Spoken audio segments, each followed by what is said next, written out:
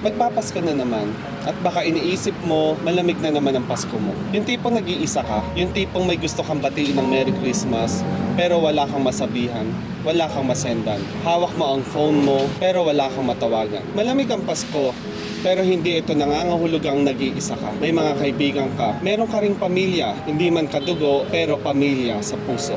Kung gusto mong maramdaman ang init ngayong Pasko, ikaw ang unang magbigay. Isang mensahe, isang tawag, isang simpleng kabutihan. Doon nagsisimula ang init at doon rin bumabalik sa puso mo. At higit sa lahat, tandaan mo, may Pasko dahil may Diyos na nagmamahal sa atin. Hindi ka kailanman nag-iisa, kahit malamig ang gabi, kahit tahimik man ang cellphone mo, sapagkat hindi nasusukat ang Pasko sa dami ng kasama mo, kundi sa laki ng pag-ibig na tinanggap mo mula sa Diyos.